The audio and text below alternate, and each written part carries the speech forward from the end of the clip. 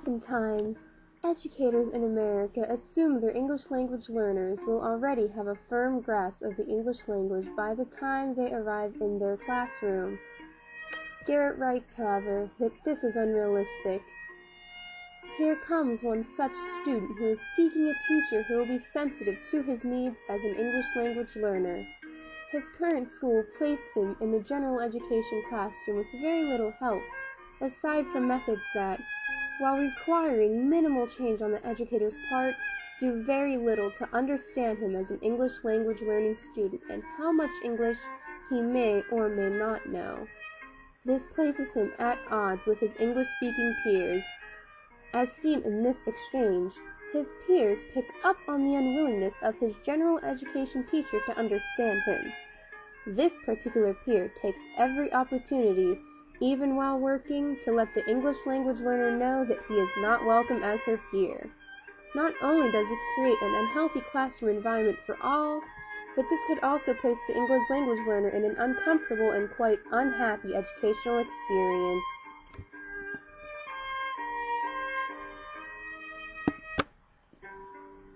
Good educators should involve their students in activities that will build their self-esteem and provide them with opportunities to succeed, Freeman writes. Favoritism, however, will not build self-esteem for all students. Coupled with the teacher's willingness to listen to their favorite student's opinion of others in the classroom, it will create a classroom conflict at best. This is not good.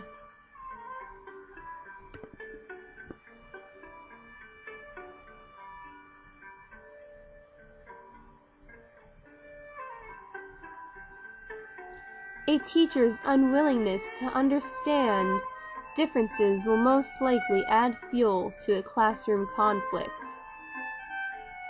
Also, negative classroom conflicts will in no way help the student body.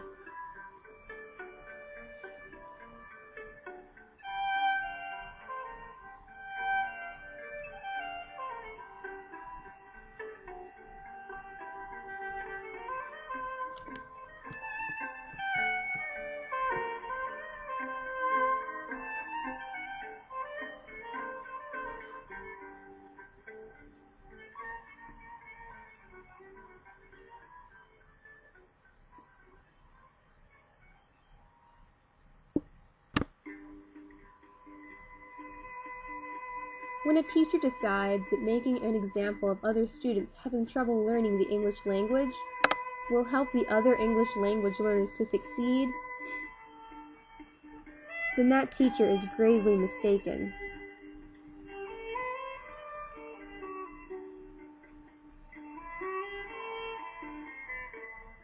While it may band together those students who feel misunderstood, it will only form a larger group of students unhappy with their teacher and altogether unhappy with and disappointed in their educational experience.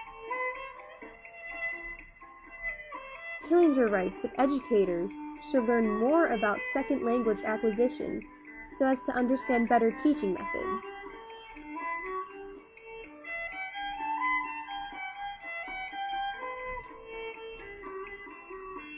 A teacher should not add fuel to troubles that students have by favoritism or making an example of other students. It is the educator's job to notice when a student is having trouble and to address it in a healthy way. When students who feel so very misunderstood band together, they may feel like their teacher is attacking them, wanting them out of their classroom so that it will make their job easier.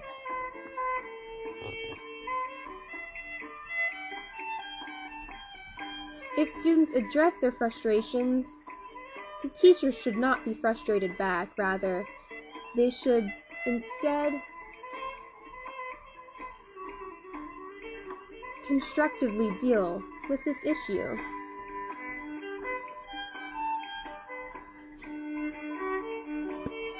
A teacher's unwillingness to understand their students can only cause conflict within their classroom. This conflict is not good. Redness shares 5 guidelines that enhance the education of English language learners and also avoid overrepresentation for ELLs in special education. 1. Build and use vocabulary as a curricular anchor. Notice that none of these suggestions make an example of other students. 2. Use visuals to reinforce concepts and vocabulary. 3. Implement cooperative learning and peer tutoring strategies. 4. Use native language strategically. And 5. Modulate cognitive and language demands. The 3-tiered response to intervention approach also works very well, where in each tier, the intensity of the instruction is increased so that students are not wrongly referred to special education. Lynn and Thompson writes that after true teaching with an effort to cater to their students' needs, that is when an English language learner should be considered for referral to special education.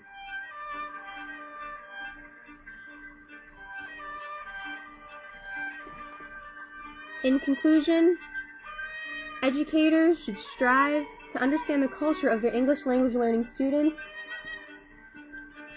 so that the English language learner can truly learn English and also to have a good educational experience.